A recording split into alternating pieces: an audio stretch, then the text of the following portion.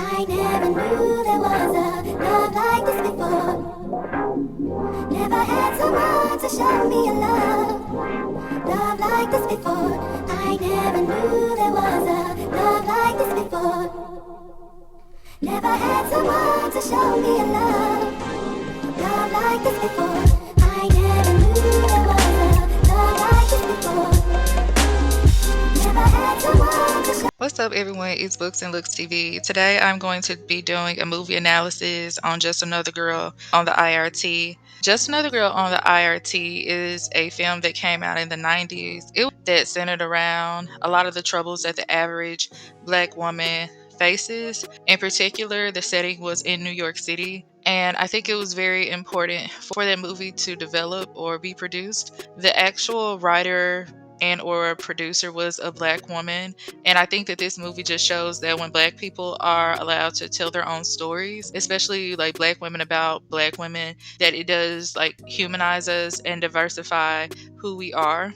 Just Another Girl on the IRT portrays the complex challenges faced by a young teenager who lives in a two-parent home in the projects, shedding light on the compromised intelligence, the burden of caregiving, and the lure of materialism while addressing teen pregnancy, sex education, and escaping poverty. When I think of my favorite 90s film, I think of other Black film and music that discuss teenage pregnancy and the complexities of being young and or a Black mother. I just remember like growing up and the idea of like postpartum depression or women facing hardships through like pregnancy or childhood was shown more so in movies. And that's also why like I did a separate video talking about losing Isaiah and Precious and how just Black mothers are portrayed. But yeah, in the 90s and I'd even say early 2000s, people were more open and honest about Black motherhood and how like a lot of Black mothers would reach a breaking point of insanity or just like literally just give up their child because they didn't want it, whether it was like delivering a child and throwing it away, etc. It was like a lot of trauma surrounding that. Like the earliest ideas of how pregnancy was shaped in my mind was through Black cinema. So when I think of movies like Menace to Society and how Kane just pursuing her and then getting her pregnant and how he just disregarded her being pregnant, saying like, you know, the baby wasn't his. Or when I think of movies like Don't Be a Menace to Society while drinking your orange juice in the hood, that's a long title. I think about how the love interest of Sean Wayans was seen as like this irresponsible woman who had a bunch of children by different men and how she struggled, and Sean came along and she wanted him to be the child's father. So again, a lot of those were stereotypes. They also were like the realities.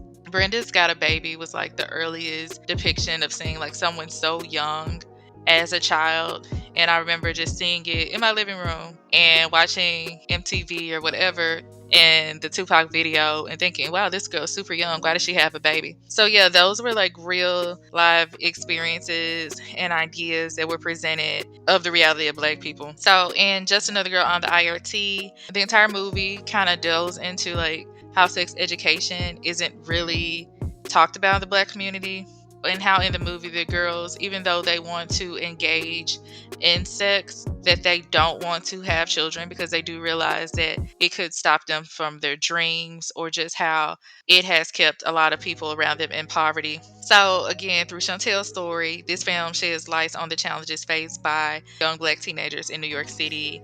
I hope that this essay will provide empowerment for those who listen today.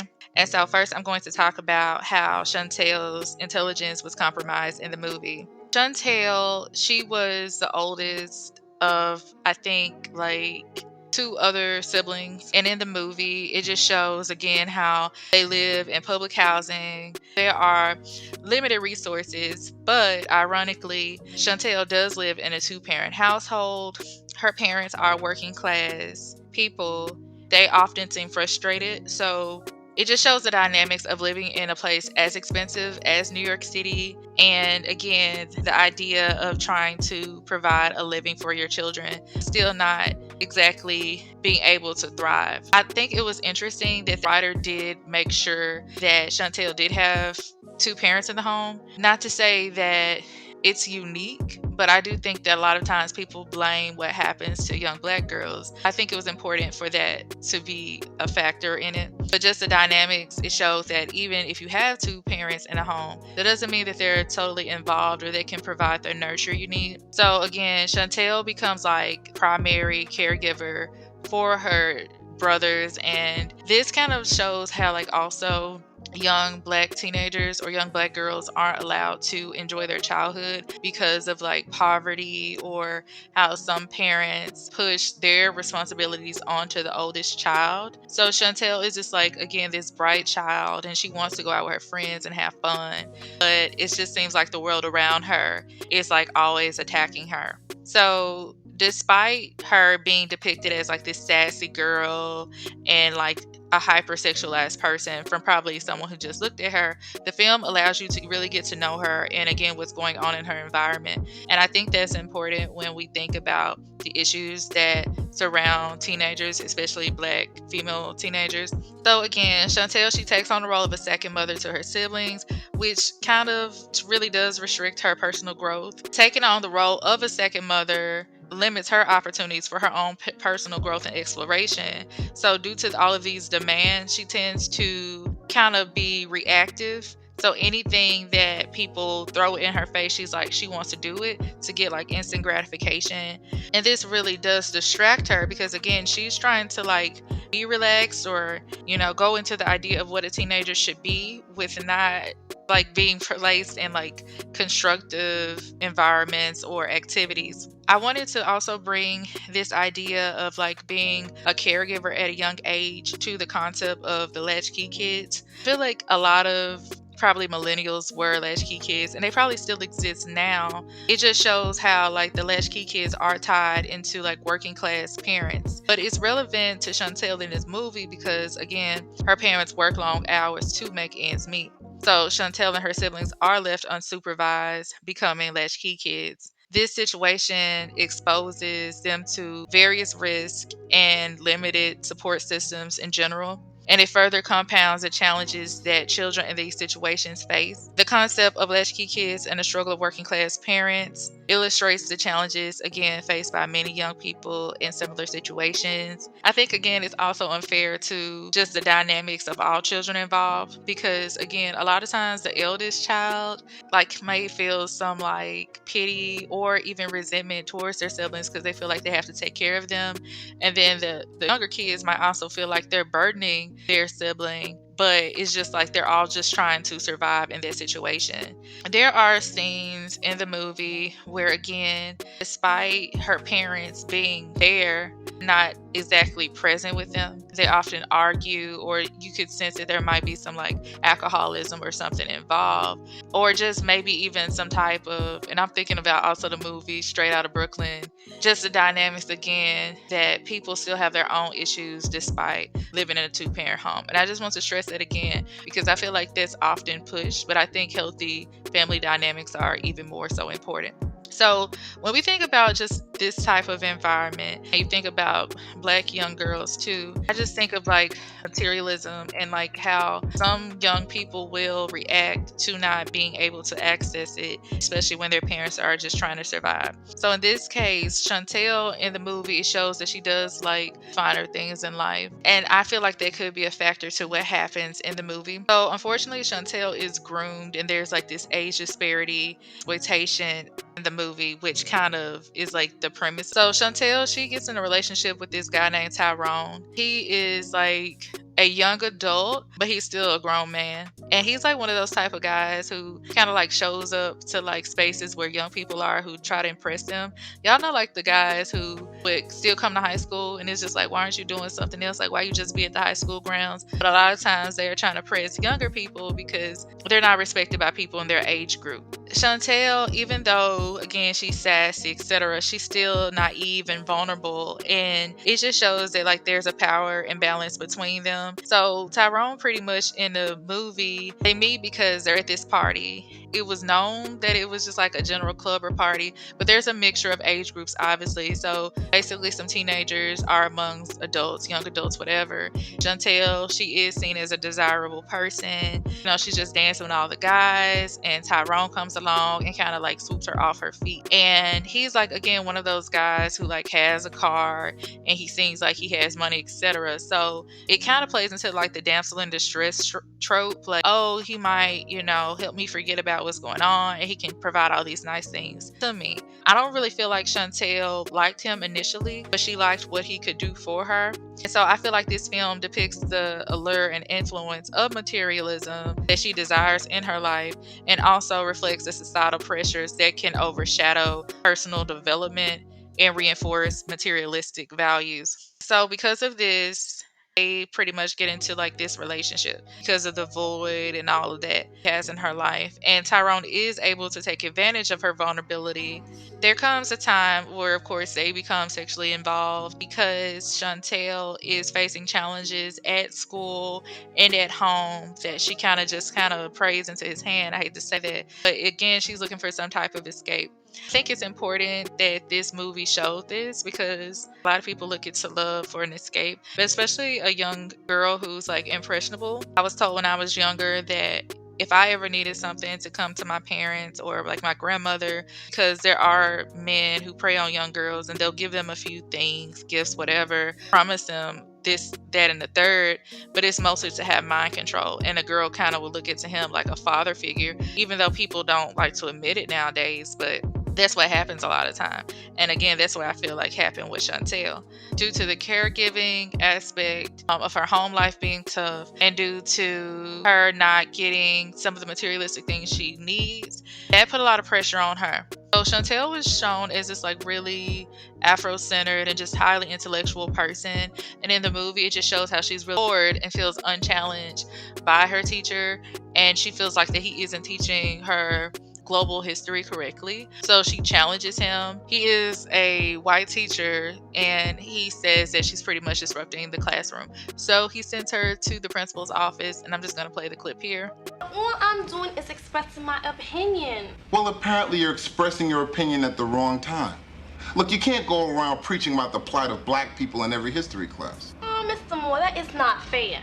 If your cursing and your disruptions continue, I'll have to suspend you.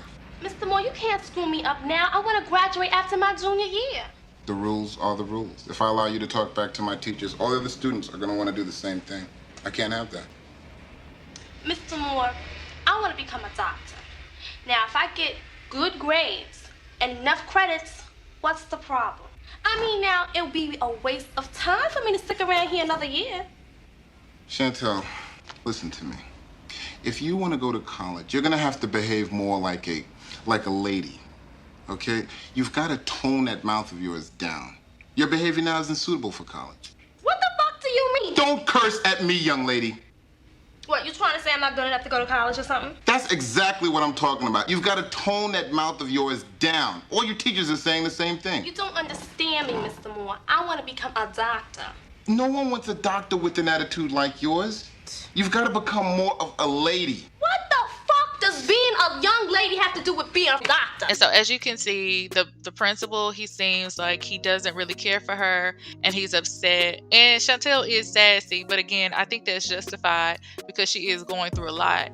But I do think that just the idea of being kicked out or having to repeat a grade could frustrate someone who especially is intelligent and who wants to go to medical school. And just the idea of him telling her she won't make it in medical school just shows how, again, like people can be in this powerful position and how their words can be impressionable upon young people. So unfortunately, Chantel, she does decide to drop out of school, or, she starts skipping school and doesn't take it as seriously because she just feels like nothing pretty much is going right in her life. She ends up spending more time with Tyrone, and of course, it leads her to her pregnancy. So there does come a time where she does want to abort the child, but also she wants to see like what resources exist for young people like me or young black mothers. So she goes to the government offices, etc., and she hears about like the loopholes, and she just notices the women around her are struggling to take care of their children. And I do think that it shows, again, the aspect of family and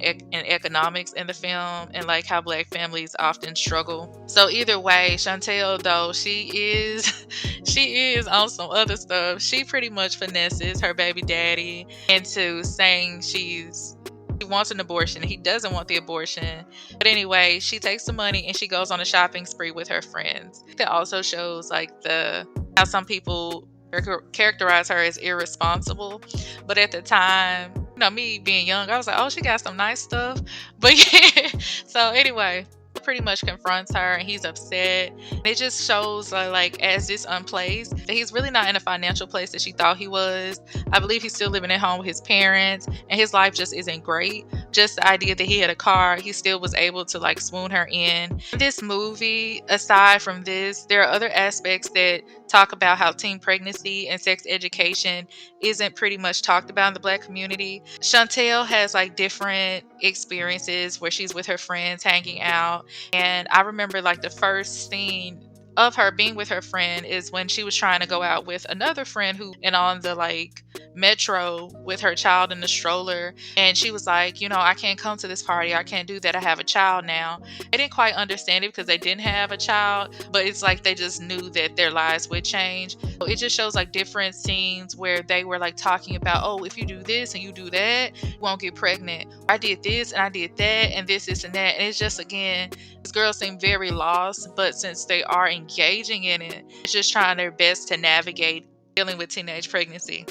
I think that Chantel's choices regarding sexual relationships having a profound impact on your life presents the challenges faced by teenage mothers and the cycle of poverty that can be difficult to escape. And I think that Chantel being so persistent about going to college and being a medical doctor and this and that does show that people do have desire to do better, but unfortunately, again, due to the environment or lack of family structure and support, it can lead them astray.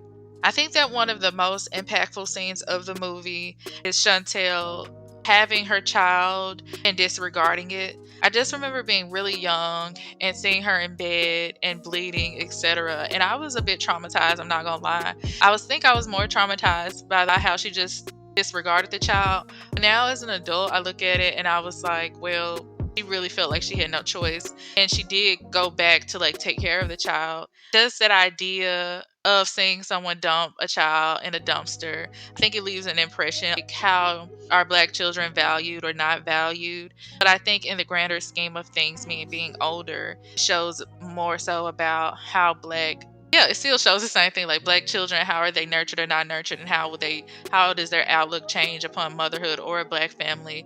And again, just that cycle of trauma or generational poverty. I think that Chantel actually deciding to keep her child still focused on her goals was empowering in a sense. She literally said that she was trying to figure out everything with her baby daddy, even though I didn't approve of their relationship. The fact that she still was able to pursue her dreams, I think was important, because a lot of times in these movies there's like no happy ending, but it seemed like there was some hope for Chantel. In conclusion, Just Another Girl on the IRT tackles a range of complex themes and social issues by exploring grooming, materialism, teenage pregnancy, education, escaping poverty, sisterhood, and the stereotype of hypersexualization. The film sheds light on the struggles faced by young Black women in marginalized communities. It prompts us to question societal norms and expectations, also while highlighting the importance of unity, empowerment, and comprehensive support systems. Sisterhood is beautifully portrayed in the film as a source of strength and support for Chantel. Her friends and confidants provide a safe space for her to express her dreams, fears, and frustrations. They offer empathy, guidance, and encouragement, emphasizing the power of collective support in navigating challenging circumstances. Through sisterhood, the film emphasizes the significance of building strong connections among women, fostering resilience, and creating avenues for personal and collective growth. The stereotype of hypersexualization often placed on young Black women is addressed in the film. Chantel's character defies this narrow portrayal by showcasing her complexities, intelligence, and aspirations. This film challenges the dehumanizing objectification often perpetuated in mainstream media, presenting Chantel as a multidimensional individual deserving of respect and recognition beyond her physicality. Countering this stereotype, this film promotes a more nuanced and understanding of young Black women's experiences and encourages viewers to question, challenge societal norms. So I'm going to leave below some books that you can read upon like maternal health and reproduction and just a lot of challenges that face Black women if you would like to. And also, I have a question for you all. My question is, in a society where systemic barriers persist, how can we empower young Black women to overcome challenges, do their dreams, and break free from societal expectations? And that's pretty much all I want to say about this movie. I think it was a great movie, and I like a lot of Black indie movies because I feel like they show more depth and interesting storylines. Let me know what you think about this movie overall, and if you have any answers to the question I just posed. Thank you for listening to Books and Looks TV. I'll see y'all next time.